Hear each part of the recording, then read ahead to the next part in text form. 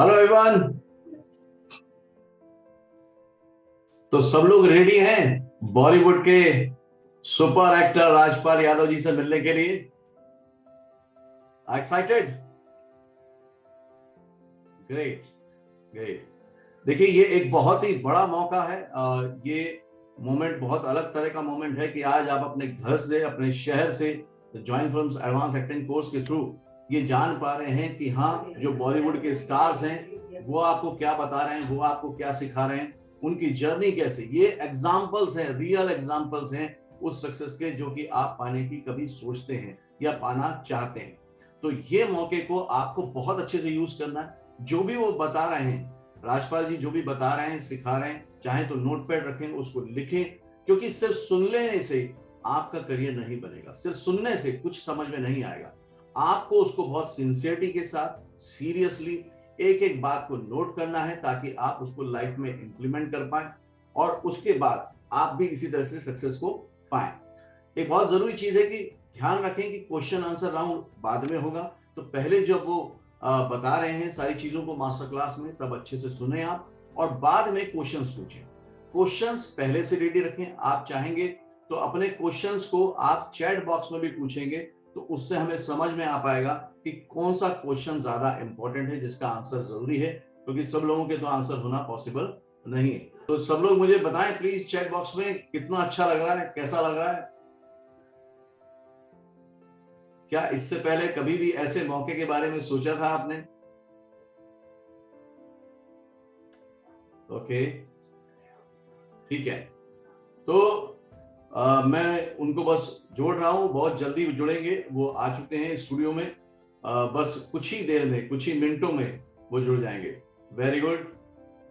Okay, तो अब जब बॉलीवुड के सेलिब्रिटीज, बॉलीवुड के स्टार्स एक सिंसियरिटी के साथ आपको अपनी नॉलेज शेयर करने को तैयार हैं, तो अब आपके पास कोई भी बहाना नहीं बचता है, कोई भी एक्सक्यूज नहीं बचता है कि हाँ, हम सफल नहीं हो सकते। अब ये पूरी तरह से आपकी जिम्मेदारी है कि आप भी उन चीजों को उसी तरह से करें।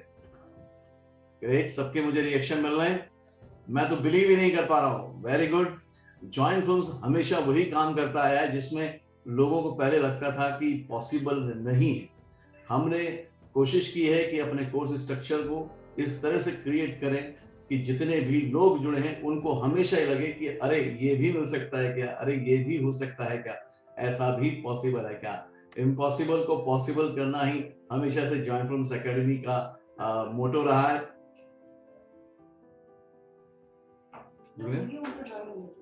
ठीक है, तो बस राजपाल जी जुड़ रहे हैं। पहले तो मैं जॉइंट फिल्म्स के माध्यम से आप सबको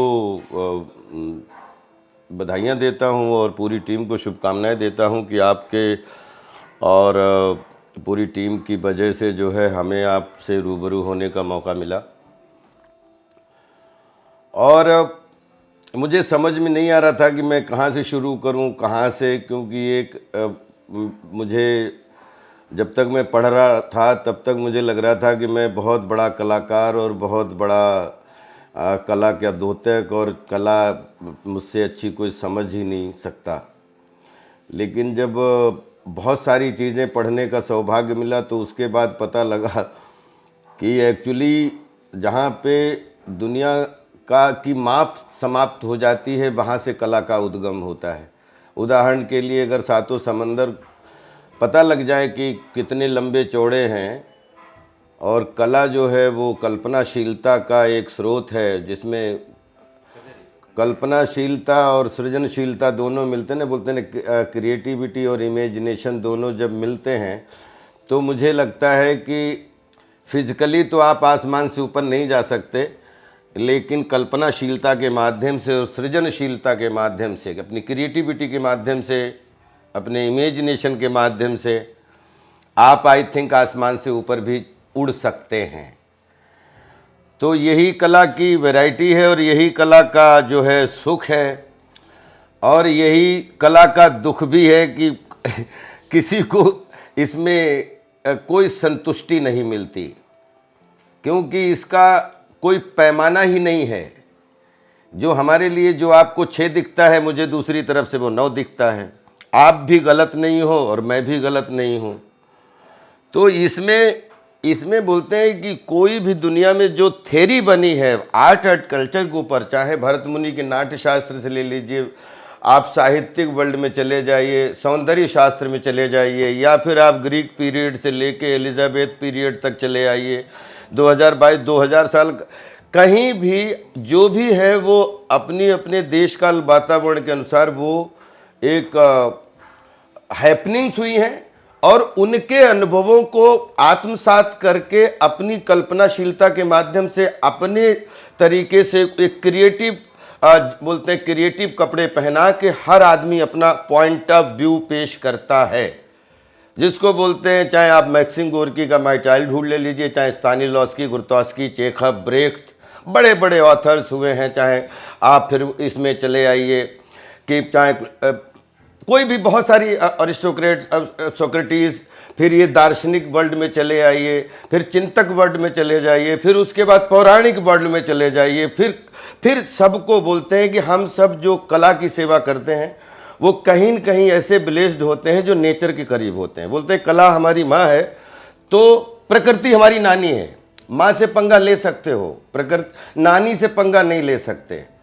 तो उसको जिस दिन नानी को अपने नानी के छाते में रहते हुए अपने आप को कला का पुत्र मानोगे तो पहला बीज आपके अंदर वो पड़ा है कि आप यहां से जब भी उगेंगे, आपको धरातल नहीं मालूम कचरे का होगा कि पटरे का होगा या कौन से धरातल पे आपको उगने का मौका मिलेगा, लेकिन आपके अंदर प्योरिटी रूपी भावनात्मक इतनी बड़ी सच्चाई के रूप में एक ऐसा कमल रूपी एक क्रिएटिव साधन होगा जिसकी वजह से जहां भी उगोगे वहीं पे दरख्त बन जाओगे, और वहीं से अगर आम हो तो आम का फल देने लगोगे, और नारंगी हो तो नारंगी का फल देने लगोगे। हमें सबसे पहले, जैसे भैया ने कहा कि राज्यपाल की पाठशाला में या ज्वाइन फिल्म्स के धरातल के माध्यम से मैं आपको अपना किस्सा सुनाऊं, मैं कहाँ पैदा हुआ, कहाँ रहा, कैसे मैंने कहाँ पे क्या झंडे गाड़े, क्या झंडे उखाड़े, मेरे बस की बात नहीं है। मैं पूरे 36 साल की जर्नी जो है वो आपको कैसे 36 मिनट में सुना सकता हूँ। तो उसमें बहुत सारी कहानियाँ सोनियाँ हैं। अब कुंडरा गांव है, शाहजहांपुर ज़िला है, यूपी प्रदेश है, जहाँ जो जन्मभूमि है। उसके बाद में शाहजहांपुर और लखनऊ दिल्ली शिक्षण भूमि है, और उसके बाद में मुंबई, और मुंबई के बाद में जहाँ जहाँ पूरे सातों समंदर में काम करने का मौका मिला, सिनेमा के माध्यम से, स्टेज के माध्यम से, अभिनय के माध्यम से, वो हमारी जो है वो कर्म भूमि है। और कर्म भूमि, इससे ज़्यादा बोलेंगे कि बीएनए पास आउट कर लिया था, पहले बीए किया, फिर बीएनए किया, फिर एनएसडी किया, उसके बाद में आके मुंबई में 97 में स्ट्रगल किया, और 1-1.5 साल थोड़े से सीरियल किए, किसी में 2 सीन का रोल किया, किसी में 7 सीन का रोल किया, किसी में मुख्य भूमिका की, मुंगेरी की भाई नौरंगी लाल। और उसी 1.5 साल के बाद में फिर जो है एक फिल्म में एक छोटा सा रोल मिला था जिसका नाम था शूल, और वो राम गोपाल वर्मा जी उसके प्रोड्यूसर थे। उन्होंने वो शूल देखी, वो सीन उनको बहुत अच्छा लगा, उन्होंने जंगल में काम दे दिया, और जंगल से हमारी लाइफ में ऐसा मंगल हुआ कि कहो ना प्यार है के लिए ऋतिक रोशन साहब को बेस्ट एक्टर का अवार्ड मिला था, और आपके भाई को बेस्ट नेगेटिव एक्टर का अवार्ड मिला था। तब से 20 साल करते कैसे ऐसे हंसते खेलते खेलते खेलते पता नहीं है, रिलीज़ अनरिलीज मिला के कुछ 150-200 फिल्में जो हैं वो हो चुकी हैं, जिसमें 10-15 लीड, 70-75 कॉमेडी, 10-15 पॉजिटिव, कुछ गेस्ट अपीयरेंस, कुछ सब मिला के जो है एक कैमरा रूपी मित्र का जो है वो सहारा मिलता चला जा रहा है। और इसके बीच में कभी कभी नाटक के माध्यम से, तो कभी कभी किसी मंच के माध्यम से, या कभी कभी आज जो आपके साथ बैठने का मौका मिला है, मैं चाहता हूं कि मैं अपनी बायोग्राफी सुना के ना सुना के, क्योंकि अब आप सब हमारा आने वाला फ्यूचर है, जो बोलते हैं कला का फ्यूचर है, उसमें कुछ चीज़ें बेसिक बहुत ध्यान रखने की ज़रूरत है।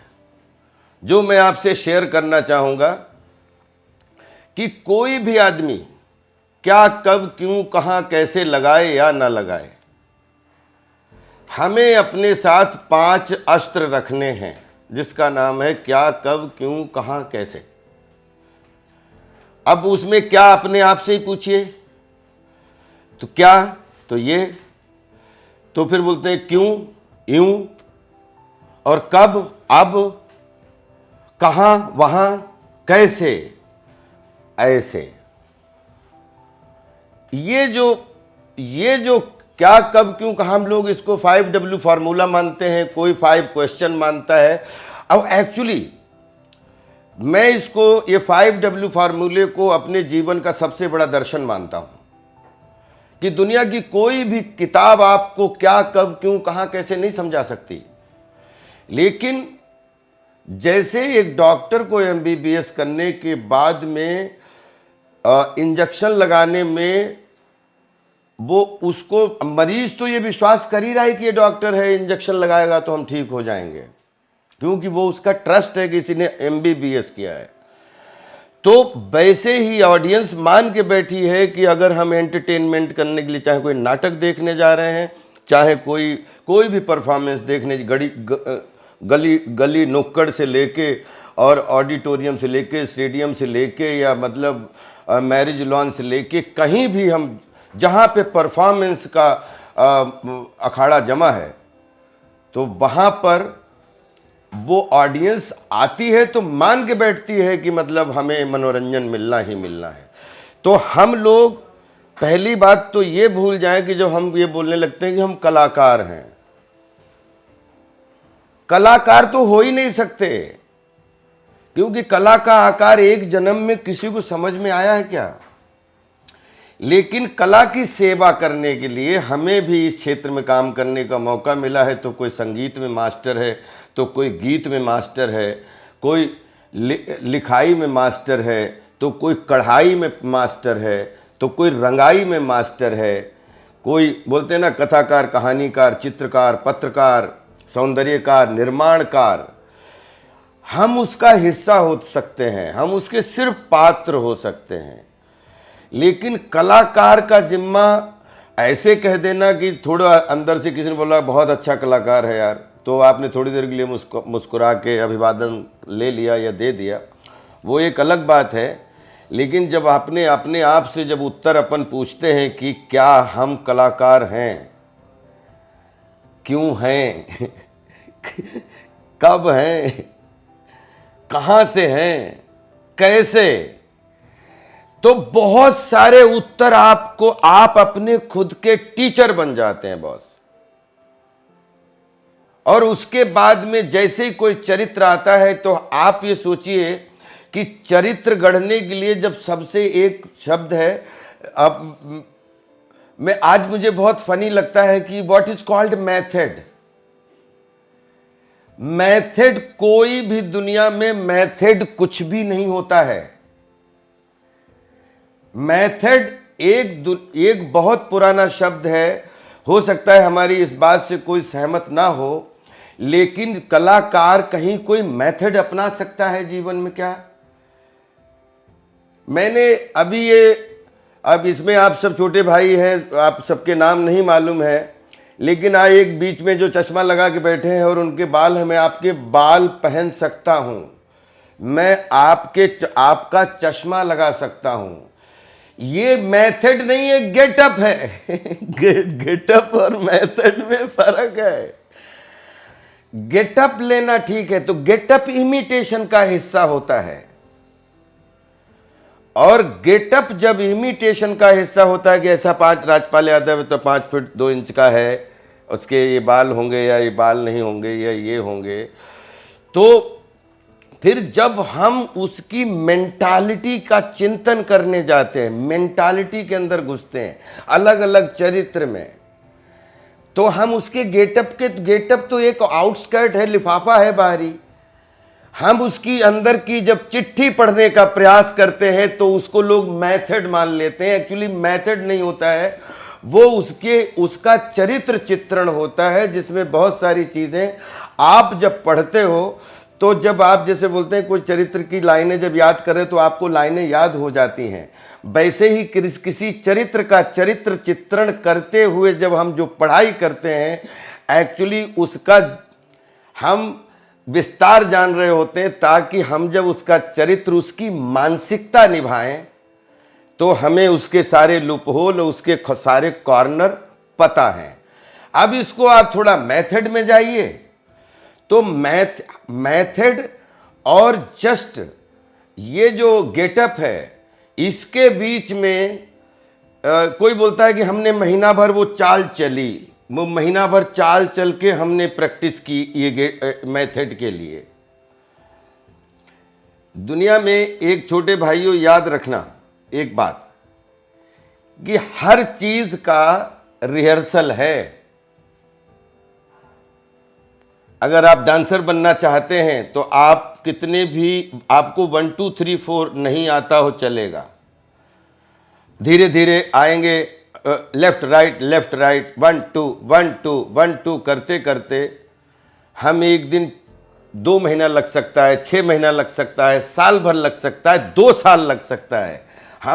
हमें ये भी हम बेस्ट डांसर बन सकते हैं, ठीक है, हम बेस्ट राइटर बन सकते हैं, हम बेस्ट एक्शन मास्टर बन सकते हैं, एक्शन वाले स्टंट करने वाले, हम जिम्नास्ट सीख सकते हैं। जो फिजिकल बाहर के आउटस्कर्ट से चीज़ें जो अच्छे से कराई जाएं, जिसके लिए कोई न कोई मास्टर होता है, वो चीज़ हम कर सकते हैं। लेकिन एक मेंटालिटी को जीने के लिए, किसी चरित्र की मेंटालिटी को जीने के लिए आपकी आंखों में की पुतलियों के पीछे का जो एब्जॉर्वेशन होता है, जैसे ऑब्जर्व, जिसमें इमिटेट सब करके, और आपकी जो पुतलियों के पीछे की जो रेटिना होता है, वहाँ पे आपका सोचा हुआ कैरेक्टर आपकी आंखों के माध्यम से जब निकलता है, वहाँ कोई मेथड काम नहीं करता है। वहाँ पे उस चरित्र की मानसिकता, आपका डेडिकेशन, आपका पैशन, आपने उस चरित्र को कितने अच्छे से आत्मसात किया है। तो बोलते हैं यार तुम जिस कैरेक्टर में आते हो उसमें अच्छे लगने लगते हो। उसमें अच्छे लगने की बात नहीं, आप बन के जाओगे तो आप हर कैरेक्टर में एक जैसे दिखोगे। अगर आप चरित्र थोड़ी देर के लिए, जब आपने कॉस्ट्यूम पहनी, चाहे मंच पे जा रहे हो, चाहे सिनेमा, चाहे उसके सामने, तो थोड़ी देर के लिए जब वो कपड़े भी पहन रहे हो तो आप थोड़ी देर के लिए सोचो तो कि ये कपड़े हम उसके पहन रहे हैं। उसमें 25-30 चीज़ें ऐसी हैं जो वो कैरेक्टर नहीं करता है। तो मैंने खुद देखा है कि जब अगर एक कितना भी कलाकार गालियां देने वाला हो और अगर वो स्विच ऑन स्विच ऑफ वाली बात में कहते हैं, तो जैसे ही वो अगर किसी ब्राह्मण या किसी साधु का रोल करता है तो थोड़ी देर के लिए वो रियल लाइफ में भी गाली देना भूल जाता है। इसलिए नहीं कि वो मेथड में है, वो जस्ट अवेयर है कि मुझे अभी ये सात्विक रोल करना है। अब ज्यों ज्यों वो आप उसके अंदर उसको आत्मसात करते चले जाते हैं, त्यों त्यों उसमें डूबते हुए चले जाते हैं। और जब डूबते हुए आप चले जाते हैं तो थोड़ी देर के लिए आप वो नहीं होते हैं जो आप रियल लाइफ में आप खुद होते हैं। इसलिए आप अपने आप से थोड़ी देर के लिए डिफरेंट होते हैं। और जब कपड़े आपने उतारे तो थोड़ी देर के लिए अब आपने वो जो भी है वो आपने चोला उतारा और आप अपनी दुनिया में वापस आ गए। और उस दुनिया से, किसी चरित्र की दुनिया से जुड़ने की ज़रूरत नहीं है दोस्तों। याद रखना, हम हलवाई लोग हैं, हम रसगुल्ले से प्यार करते हैं, लेकिन रसगुल्ला जमा करके अपने पास कभी नहीं रखना चाहते। हम चाहते हैं जितनी जल्दी ठेला हमने भरा है बना के, इतनी जल्दी ये बिक जाए ताकि दूसरा ठेला भर पाए। हम लोगों को किसी भी चरित्र से, हम अभिनेता लोग सबसे ज़्यादा सिंपैथी ले लेते हैं। हमारा कोई कैरेक्टर बहुत अच्छा हिट हो जाए तो हमें लगता है पूरी दुनिया, पूरी लाइफ भर वही कैरेक्टर याद रखे, और फिर कहते हैं आप टाइप कास्ट होते हो। आपके ऊपर है ना, आप एक खाना बनाने वाला अगर एक बहुत अच्छा खाना बना के रखता है, मैं आपको बहुत देसी उदाहरण दे रहा हूं, क्योंकि हो सकता है कि एक क्लास में अपन पंचम वेद बोलते हैं, नाट्य वेद को, नाट्य शास्त्र को, अच्छे अच्छे पुराण कम हो जाएंगे, उतना उतना मटेरियल है कला संस्कृति का अपने पास, तो शायद उसको समझना बहुत ज़्यादा धीरे धीरे समय समझा देता है। लेकिन मुझे ऐसा लगता है कि एक कलाकार और एक खाना बनाने वाले या मिठाई बनाने वाले में कोई फ़र्क नहीं होता। वो खाना जैसे ही कोई शेफ़ खाना बनाता है और जैसे ही उसका किचन में सजता है, उसके बाद किसी का इंतज़ार नहीं करता, जल्दी से खाने वाले आए तो खाना ठंडा हो जाएगा, और 2-3 घंटे नहीं आए तो खाना बासी हो जाएगा, फिर वो पता और नहीं आए तो फिर उसका टेस्ट खत्म हो जाएगा। तो मतलब हमें हमेशा इतना प्रैक्टिकल, कोई भी भूमिका का चोला अपने ऊपर चढ़ाओ, लेकिन जैसे जितनी जल्दी हो सके उसका चोला आपकी बॉडी से उतरे, ये भी बहुत ज़रूरी है। क्योंकि बहुत सारे अभिनेता जो हैं अब कि वो हमारा ये कैरेक्टर अच्छा लगा था तो वो उसी में बहुत दिनों तक घूमते रहते हैं, फिर वो एटीट्यूड रियल लाइफ में भी वो बना लेते हैं कि शायद हमारा ये जेस्चर बहुत लोगों को अच्छा लगता है। एक्चुअली ये सब बड़े यही सावधानियां हैं जो एक अभिनेता को फिर अभिनय से दूर लेके चली जाती हैं। अब आप आइए कि अब आपने मेंटालिटी पकड़ी, मेंटालिटी का सबसे जो की पॉइंट है ना कि किसी कैरेक्टर की मेंटालिटी कैसे पकड़नी है, तो उसके सेंटर को पकड़ना है। और सेंटर क्या है? सबकी बच्चे के 1 महीने 4 सप्ताह या फिर 9 महीने से लेके सबको मालूम है कि नाभि ही सबका सेंटर होता है, वहीं से बच्चा सरवाइव 9 महीने करता है, माँ से कनेक्शन जुड़ता है उसका। आप अपने सेंटर में चीता सोचेंगे तो चीते जैसा आपका व्यवहार, आचरण और संस्कार बदलने लगते हैं।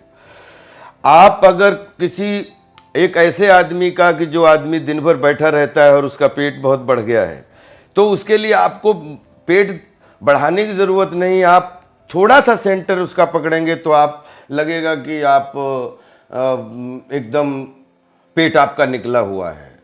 या अगर आप कोई भी खिलाड़ी कभी देखा, सेंटर का मतलब एक और चीज़ बताता हूँ। एक क्रिकेट हो रहा है, एक बॉलर बॉलिंग करने के लिए पहले टेक ऑफ लेता है। किसी भी क्रिकेटर या बैट्समैन को आपने नहीं देखा होगा कि बैट्समैन खड़ा हो और उसने बॉल मार दी हो। जैसे ही वो उधर से टेक ऑफ लेता है, वैसे ही इधर से बैट्समैन अपनी पोजीशन लेता है, यानी अपना सेंटर लेता है, सेंटर पकड़ता है। और जब सेंटर उसका बैल, फिर इसकी 10 सेंटर की 10 ब्रांचेज आ जाती हैं कि वो संतुलन कितना था, फिर वो मतलब फिर इसमें रस घुस जाते हैं कि श्रृंगार, हास्य, करुण, रौद्र, वीर, भयानक, बीभत्स। आपके सेंटर पकड़ते पकड़ते कौन से रस का चरित्र है उसकी मानसिकता दर्शाने लगता है, खाली मात्र आपके सेंटर पकड़ने से। और नहीं, लोग बोलते हैं यार कि कर तो अच्छा रहा था लेकिन पता नहीं कुछ थोड़ा सा बीच बीच में झूल रहा था मतलब इसके मतलब आउट ऑफ सेंटर हो रहा था। सेंटर एक बार आपने पकड़ा तो आप चाहे गेंद किसी भी दिशा में क्यों ना आए, आपको डिफेंस खेलना है या चौका मारना है या छक्का मारना है, वो विदिन 1 सेकेंड का ही तो काम होता है। पलक झपकी गेंद गई। तो यही मुझे ऐसा समझ में आता है कि अपने जो अब थिएटर में एक्टिंग के माध्यम से जितना भी है कि अगर एक चरित्र की मानसिकता को खूब पढ़ा जाए, फिर उसके बाद में उसके सेंटर को समझा जाए कि अभी तो आपके सामने ये लैपटॉप है, नहीं तो चल के बता देता कि सेंटर किसको कहते हैं। कि अगर 5 तरीके कैरेक्टर हैं कि अगर कोई आदमी बहुत ऐंठ के चलता है तो कैसे चलेगा, इतना ऑब्जर्वेशन तो हमें रास्ता चलते पता लग जाता है।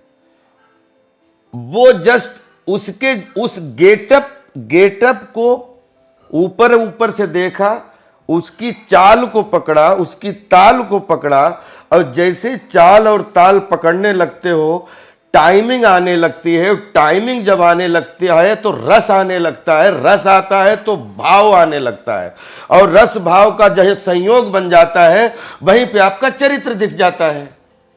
आपको कुछ करने की जरूरत नहीं है।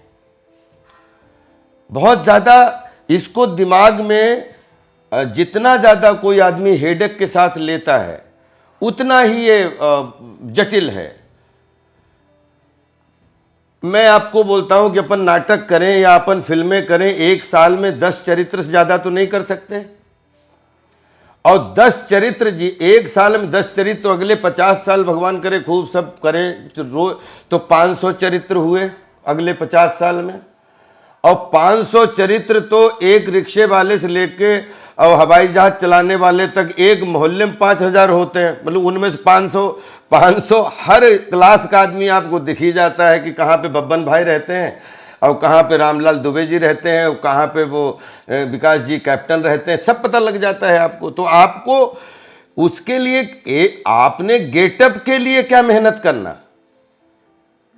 गेटअप के लिए तो इंस्पिरेशन होता है कि मैं इस तरीके का कैप्टन बनना चाहता हूं, मैं या इस तरीके का पायलट बनना चाहता हूं, या मैं इस तरीके का सब्जी वाला बनना चाहता हूं, जस्ट।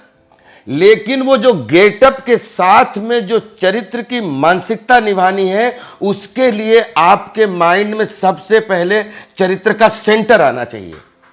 और सेंटर आते ही आपका दिमाग काम करने लगता है कि मैं चीते की मानसिकता का बंदा हूं, कि मैं जो है डॉग की मानसिकता का बंदा हूं, या मैं मतलब मेरा नेगेटिव रोल है या पॉजिटिव रोल है, या मुझे सबका सम्मान करना है या सबका अपमान करना है। जैसे ही सेंटर में आता है तो नेगेटिव थॉट्स का चरित्र है तो नेगेटिव थॉट प्रभावी हो जाते हैं रस के रूप में, और अगर पॉजिटिव थॉट है तो 100% पॉजिटिव लोग उसके आसपास आने लगते हैं। और वो चीज़ें कुछ चीज़ें आप तैयार करते हो, लेकिन आप इतने फोकस्ड होते हो, कुछ चीज़ें सर ऑरा के रूप में आपकी वो मानसिकता जो आपने पढ़ी है, उस जिसके सेंटर को आपने पकड़ा है, वो काम करने लगती है। बहुत सारे अभिनेता हैं जिनको जो बोलते हैं कि भाई मुझे क्या करना चाहिए,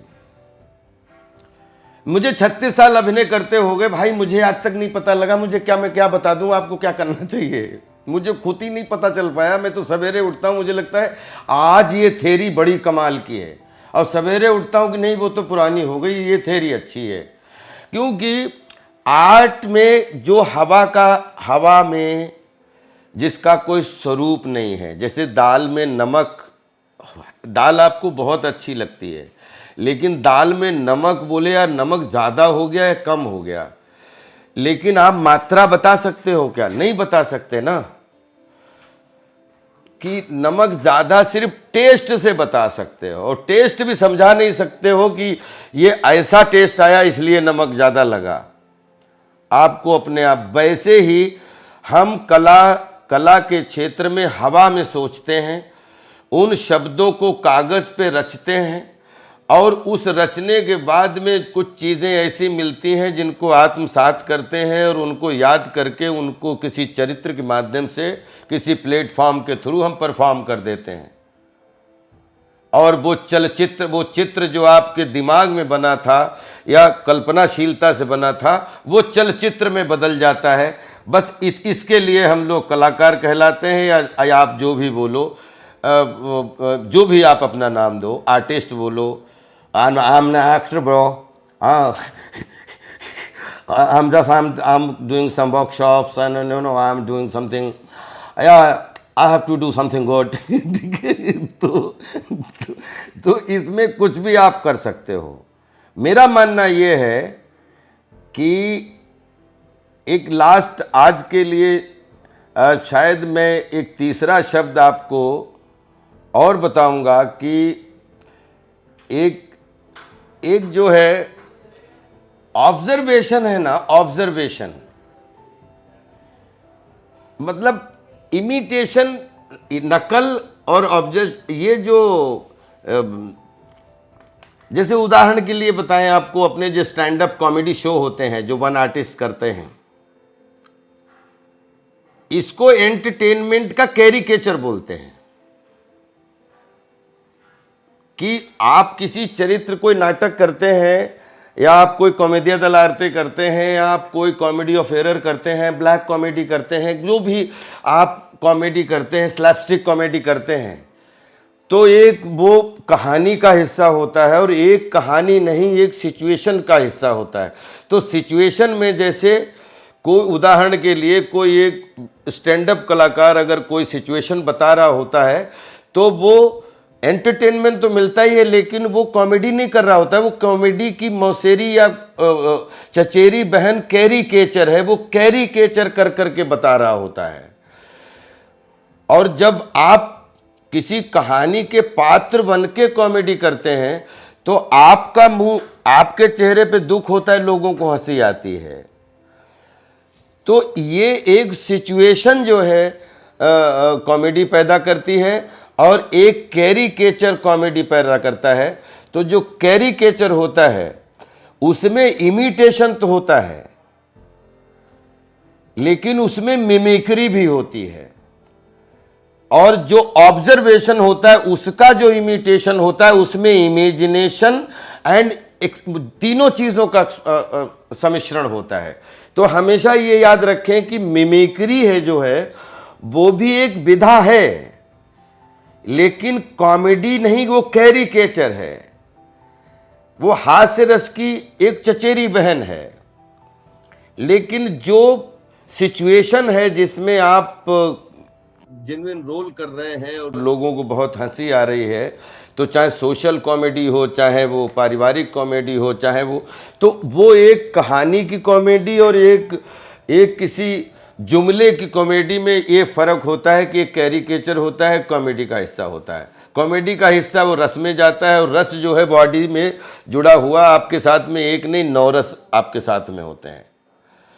ये थोड़ी सी चीज़ें, रस भाव, ये थोड़े से इनको पढ़ना बहुत ज़रूरी है, क्योंकि कि आपके शरीर में कितने सिंपल सी बात है, आज यूट्यूब है, सब कुछ है, कितने लाख नाड़ियाँ, 72 लाख नाड़ियाँ कुछ हमारे बॉडी में हैं, और 7.5 करोड़ कुछ स्नायु तंतु हैं, रेजेस जो हैं, जो ये किसी भी क्षेत्र में कोई भी अंग काम ना करे, लेकिन कला के क्षेत्र में ये 72 लाख नाड़ियाँ जब आपका साथ देती हैं, तभी कुछ कोई अच्छा हवा का एक ऐसा बोलते हैं, एक हवा में उतारी गई तस्वीर, और वो आपके शरीर के द्वारा, बोलते हैं अंगों के द्वारा, वाणी के द्वारा और कॉस्ट्यूम के द्वारा, वो जो है वो आपका चरित्र बन के मतलब लोगों को हंसाने लगती है या मनोरंजन करने लगती है। तो ये जो mentality of the character, quality of the character, quality मतलब सेंटर याद रखिएगा कि सेंटर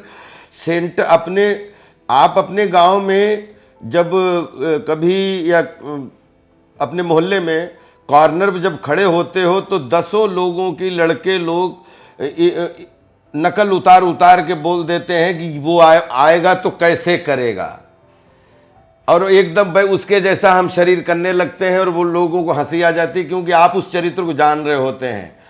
तो इसका क्या मतलब, आपने उसका सेंटर पकड़ा तो लोग उससे जुड़ जाते हैं कि हाँ वो आदमी ऐसे ही तो है, और हंस पड़ते हैं।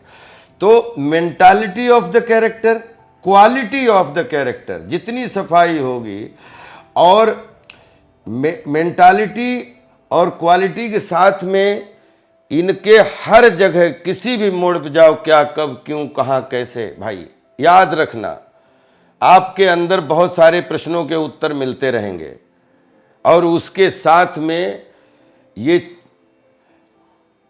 जैसे 24 घंटे में प्रकृति जो है वो 24 बार कलर चेंज करती है, तो ऐसा बोलते हैं कि कला जो है वो 24 घंटे में 36 बार जो है रंग बदल देती है।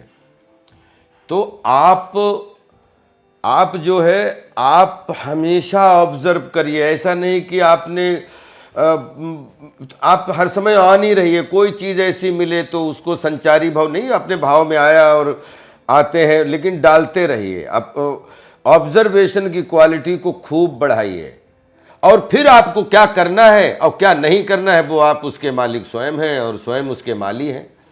उस बगिया को जिस तरीके सजाते हैं तो वो आपके ऊपर है। और मैं आपसे एक चीज बस लास्ट बोलता, सिर्फ ये कि आप जो है एक्टर मत बनना, एक्टिंग का बीज बनना। बीज, जब तक बीज बनने का मतलब सबसे सेफ रहोगे। एक बच्चा 9 महीने का बच्चा जन्म जब बाहर लेता है तो एक बात बताओ, कौन उसको तो पता नहीं ना कि मैं जन्म लूंगा उसके बाद मैं यार मुझे भूख लगेगी तो मैं क्या खाऊंगा। तो वो जन्म लेने के बाद में पता लगता है कि जैसे ही वो चिल्लाने बिल्लाने के बाद में जैसे ही माँ के आंचल में आता है तो वो अपनी उसको खुशबू से पता लग जाता है कि मेरा भोजन इधर है, मेरा दूध इधर है। तो बीज वाले, अगर वो बच्चा सोचे कि यार वो मैं जन्म लूंगा फिर उसके बाद मेरे लिए खुराक क्या होगी, मुझे दूध मिलेगा टाइम पे कि नहीं मिलेगा, तब तो कभी जन्म ही नहीं हो पाएगा।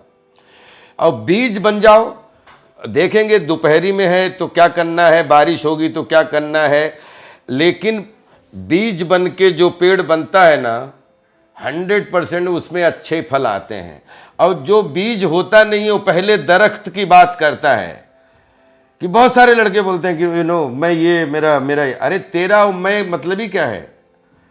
जब मेरा तो 3rd स्टेज है, पहले पता तो हो कि आप क्या हो। तो अपनी जो व्यक्तिगत कमजोरियां कभी कभी थ्योरी बना दी जाती हैं, उस चक्कर में हम अपना बहुत नुकसान कर लेते हैं।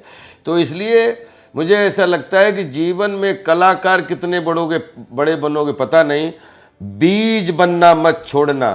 और बीज बनते रहे तो 100 बार जल जाओगे, 100 बार हो सकता है कि बकरी खा जाए लेकिन फिर, क्योंकि बीज वाला तो बीज ही होता है, फिर खाएगा, फिर वो मतलब दोबारा जमेगा। लेकिन जमने की आदत रही तो एक बार तो 52 पत्ते हैं ताश की गड्डी में यार, तो वैसे जीवन में हजारों एक पत्ता जरूर होगा, वो दरख्त तक बना के आपको छोड़ेगा। तो दरख्त बनने के लिए बीज बनना सीखो, दरख्त बनना नहीं। Love you all, respect you. आप पूछ सकते हैं आप।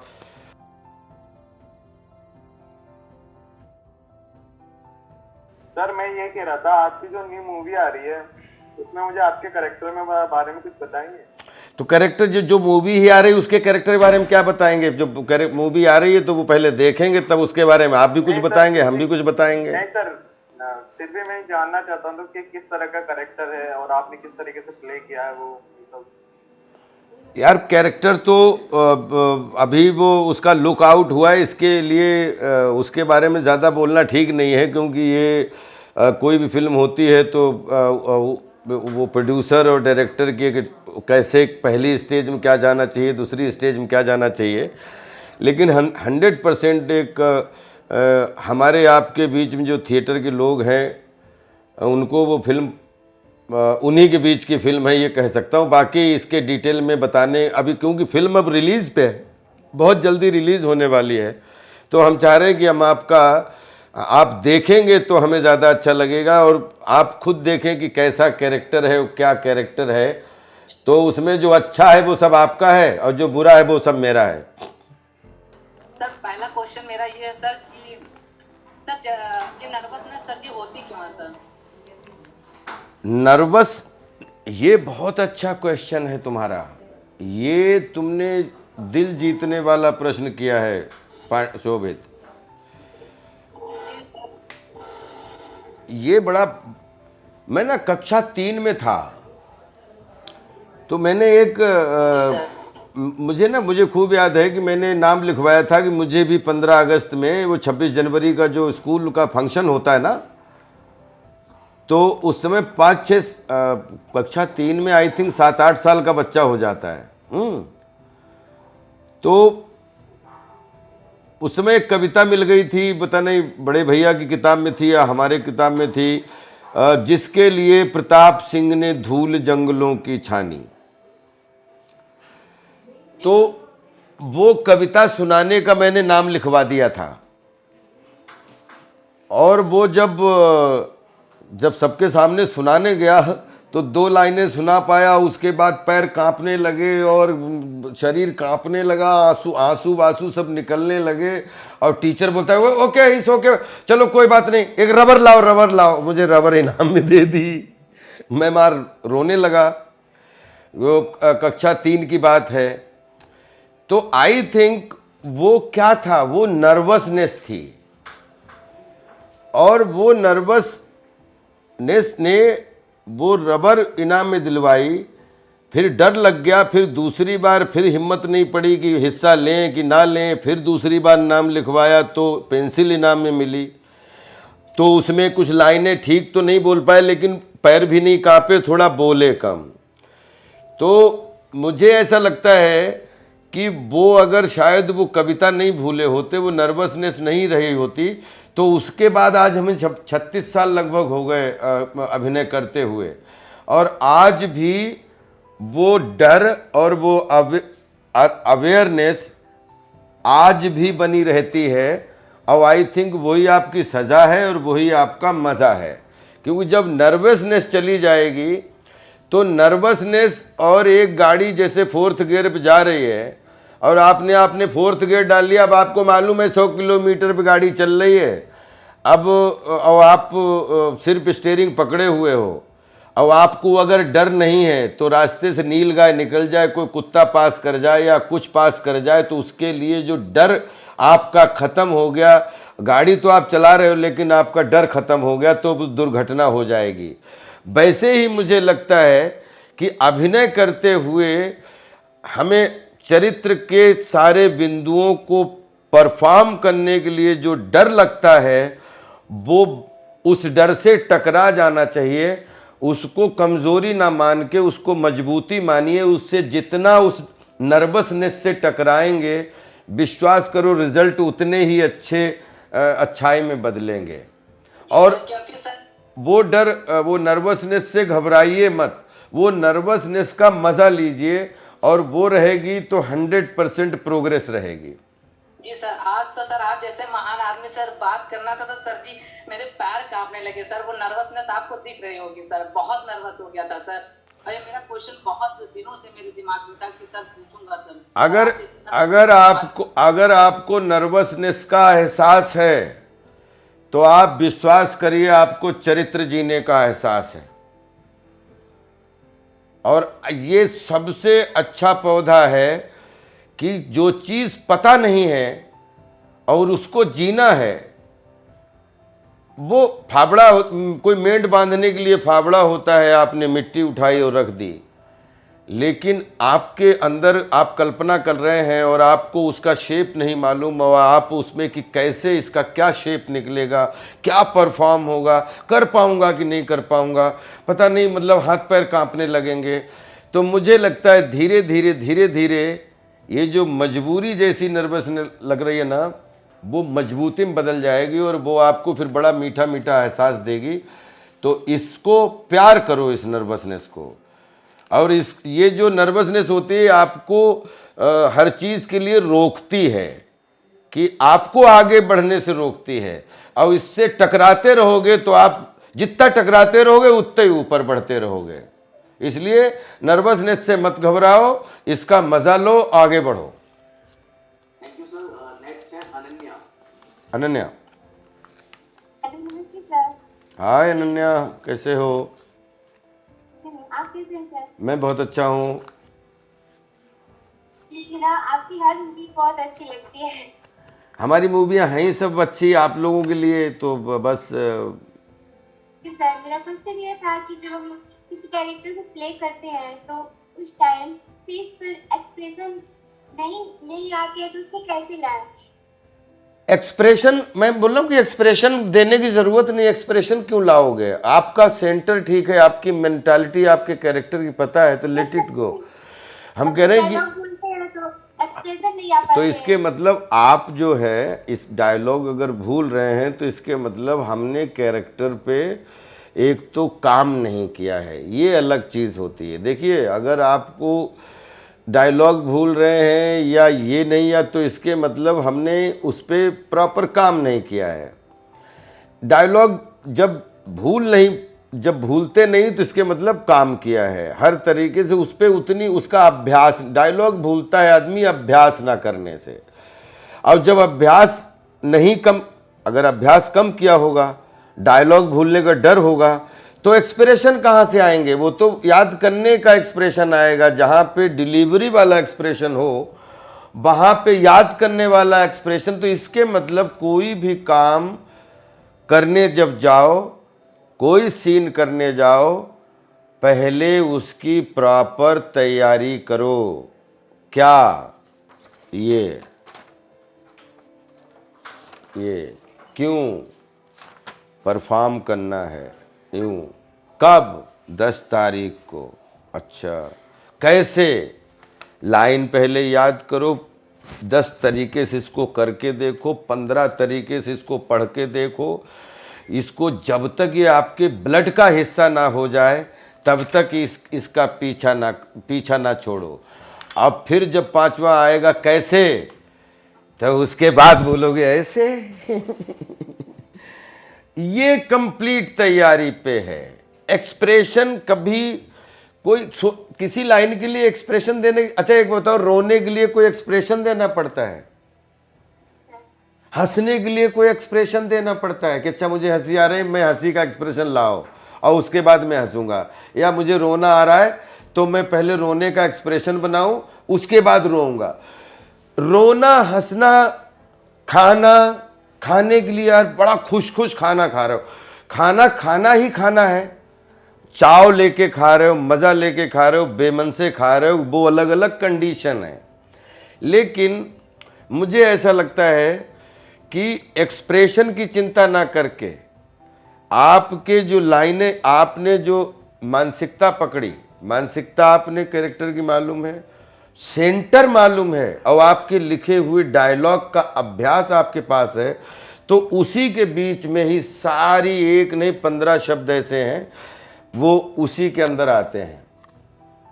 तो एक्सप्रेशन अकॉर्डिंग टू शब्द अपने आप आएंगे। जब आप कभी किसी बच्चे कि अपने छोटे भाई को या बड़े भाई को या कोई, जैसे आप कोई बातचीत करना चाहते हो, अचानक एकदम आप झल्ला जाते हो, तो एक्सप्रेशन थोड़ी आपसे बोलता है कि मुझे गुस्सा आ रहा है तो पहले गुस्से का एक्सप्रेशन आ जाएगा। एकदम वो तो चोली दामन जैसा साथ है अपने आप। शांत बैठो। हाँ, तो क्या कह रहा था? तो वो हमने नहीं सोचा कि हमें चिल्लाना है या हमें एक्सप्रेशन देना है। वो बॉडी को रिएक्ट करने दो। सबकी बॉडियां अलग अलग हैं, सबके जितने भी कलाकार हैं ये अपने तरीके से रिएक्ट करेगा, ये अपने तरीके से, अपने तरीके से, अपने तरीके से, सब ठीक है। रिएक्शन आपको आना चाहिए। एक्सप्रेशन की चिंता मत करना। बड़ा खतरनाक होता है एक्सप्रेशन पाने के चक्कर में सारा इंप्रेशन बहा देना। तो आप जो चीज आप करना चाहते हो वो कितने अच्छे अभ्यास करत अभ्यास के हो। चीखने पात वाली लाइन सुनी है ना? अति से रगड़ करे जो कोई तो अग्नि प्रकट चंदन से होई। मतलब आप लगातार बोलते हैं सबसे शीतल होता है चंदन। अगर रगड़ाई करते रहोगे तो चंदन से भी आग एक दिन निकल जाती है। उसको अभ्यास बोलते हैं।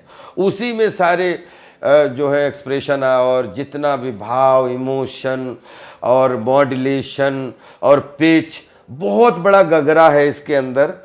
हम ज़्यादा इसलिए नहीं उन शब्दों पर जाना चाहते हैं कि कन्फ्यूजन बढ़ने नहीं चाहिए। लेकिन एक चीज़ पक्की है कि एक्सप्रेशन के चक्कर में ना पड़ के सिचुएशन याद करो। सिचुएशन के हिसाब से डायलॉग, सिचुएशन को प्यार करो, अपने आप एक्सप्रेशन आएगा। और एक्सप्रेशन आएगा तो 100% सामने वाले की नज़र में इंप्रेशन भी आएगा। मेरा क्वेश्चन ये था कि कॉमेडी जोनर में मुझे लगता है कि काम करना थोड़ा कठिन होता है।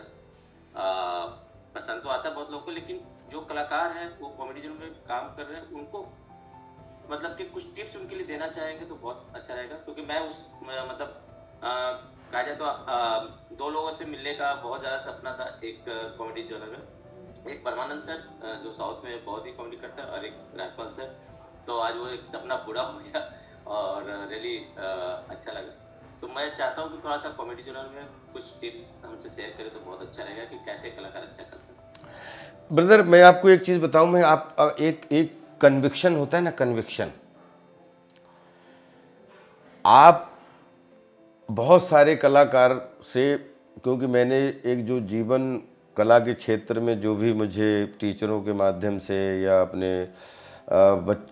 सहपाठियों के माध्यम से या जो भी आसपास के माध्यम से जो भी सीखने का मौका मिला, हम सबसे पहले वो चीज़ों को सोचते हैं जो चीज़ें हमारे पास हैं नहीं। अब हमने श्रृंगार रस में पढ़ लिया कि दुष्यंत जो होगा वो 6 फीट का होगा और वो ऐसा राजा होगा। अब पता लगा कि इंडिया में तो मतलब 1% लोग 6 फीट के भी हैं, और फिर उसमें 5 फीट के भी हैं, और 4.5 फीट के भी हैं, 3 फीट के भी हैं, और अब 5.5। आप कैसे दुष्यंत को या शांडिल्य को या विदूषक को या आप किसी भी चरित्र को कैसे, ये पैमाना कैसे कि ये चरित्र इनके ऊपर अच्छा लगेगा, मेरे ऊपर अच्छा नहीं लगेगा, क्यों? इसका मतलब आपने उसका परसेप्शन अपने नज़र में पहले कुछ अलग बनाया हुआ है। मुझे ऐसा लगता है कि एज एन राजपाल या एज एन आप, हम पहले ये माने कि हम जो है ना, हम माई सेल्फ दुनिया के अजूबी रचना है हम, क्योंकि दुनिया का सब कुछ आप क्रिएट कर सकते हो। आपको ये बिलीव करना पड़ेगा कि जो भी मैं हुआ हूं, क्योंकि इसमें आपका 1 रुपए का योगदान नहीं है। आंखें आपने नहीं बनाई, आंखें माँ बाप ने भी नहीं बनाई, किसी विज्ञान ने भी नहीं बनाई। एक ऐसी माँ की कोख में जहाँ सिर्फ ब्लड है, अंधेरा है, और वहाँ कैसे कितनी लाखों हड्डियाँ कैसे बन जाती हैं। एक मतलब ये तो कुछ बहुत बड़ी संरचना है जो मतलब इतने अंधेरे में की जाती है। और बच्चा जब जन्म लेता है तो पानी पीता रहे, चाय पीता रहे, दूध पीता रहे तो पल के बड़ा हो जाता है। ऐसी कोई भी बॉडी में ऐसा कोई शरीर नहीं है, कोई अंग नहीं है जो उसको जब दुनिया में आ जाए तब उसको डेवलप करना पड़ेगा। है कोई अंग ऐसा? ऑलरेडी सब कुछ 9 मंथ में डिजाइंड किया गया था। उसके बाद में वो, उसको ये नहीं मालूम है कि वो दूध लेकिन दूध माँ के पेट, माँ जैसे बच्चा जन्म लेता है और उसको पिलाने के लिए माँ के, आप सोचिए आंचल में दूध आ जाता है और बच्चा अपना समझ लेता है कि यहाँ से हमारा पेट। तो पहली बात, कला पढ़ने वाले लोगों में कम से कम, मैं ये नहीं कह रहा कि 90% तो कला पढ़ते पढ़ते कला के कॉम्प्लेक्स में आ जाते हैं हमारे। ये बात मुझे मैं इस चीज़ को ऑब्जर्वेशन के माध्यम से बोलता हूँ, क्योंकि कला की सौंदर्यता का निर्माण करते करते वो अपने सौंदर्य से अपने आप को कभी कभी वरदान ना मान के अभिशाप मानने लगते हैं। जबकि हमें पहले अपने आप को अपने खुद के लिए मानना पड़ेगा कि हम इस पृथ्वी पे वरदान हैं। हम चाहेंगे तो मस्खरा बनेंगे, चाहेंगे तो मशविरा बनेंगे, और चाहेंगे तो हम आंख बंद की तो 25 फीट के भी हम दिखेंगे। हम 100 फीट, क्योंकि हमारे पास ये चाबी है कि हम कह सकते हैं कि अगर कोई अभिनेता, सोचो मुझे कितना अच्छा, किसी जो फोक या किसी उस माध्यम से कि हे जामवंत कहते क्या जाकर समुद्र पर गरजूं मैं, पहले मारूं दशकंदर को या लंका उल्टी कर दूं मैं। कितना मतलब इतनी अतिशयोक्तियां हैं हमारे कल्चर में कि जहाँ पे ये चीज़ें सब गौड़ हो जाती हैं कि हम क्या नहीं कर सकते। हम दुनिया का हर काम वो कर सकते हैं जो सोचा जा सकता है। तो ये चीज़ में जब आप अपने अंदर घुसाओगे तो शायद मुझे लगता है कॉमेडी में जो भी आप करोगे या ट्रेजेडी में करोगे, आप 100 फीट के ही दिखोगे। वहाँ पे ये डर ख़त्म हो जाएगा कि यार मैं करूँगा कि तो हो पाएगा कि नहीं हो पाएगा। और कॉमेडी इतनी बैट और बॉल की तरह एक दूसरे के साथ में फ़ोटो खिंचवाते हैं, आपने देखा होगा। लेकिन बैट और बॉल एक दूसरे के इतने दुश्मन हैं कि अगर बॉल को सही से नहीं टैकल किया तो भाई साहब वो बल्ला हाथ में रह जाएगा, मुंह तोड़ के चली जाएगी। और अगर बल्ले को बॉल ने ठीक से नहीं पकड़ा, मतलब बॉल ने गंभीरता से नहीं लिया, तो फिर वो सिक्स के बाउंड्री के बाहर चली जाएगी। तो सोचिए, मैं तुझे बाउंड्री के बाहर फेंकूंगा और तू मेरे सर पे आ रही है। तो ये जो हेल्दी दुश्मनी की टाइमिंग है तो सिक्सर है, और रॉन्ग टाइमिंग है तो चाहे आप क्रिस गेल हो, चाहे कोई भी हो, कितना भी ताकत लगा लो, बोलो किसी के हाथ में है। तो बस उसको शब्दों से नहीं बता सकते, लेकिन वो कॉमेडी के लिए बॉल और बैट बेस्ट उदाहरण है कि उसको आप ध्यान रखो। थैंक यू सो मच, बहुत अच्छा लगा। आई थिंक खूब, अब बहुत सारे लोगों के ऐसे प्रश्न होंगे तो शायद मिक्स भी हो गए होंगे। अगर नर्वसनेस या ये जो अपने जो कि अच्छी क्लास कॉमेडी करने के लिए अपन किन चीज़ों का, या जैसे वो अपनी वो लड़की ने बताया कि हम बहुत सारी जेन्युइन चीज़ें हैं जिनमें हमारे भी मन में यही प्रश्न उठते थे कि एक्सप्रेशन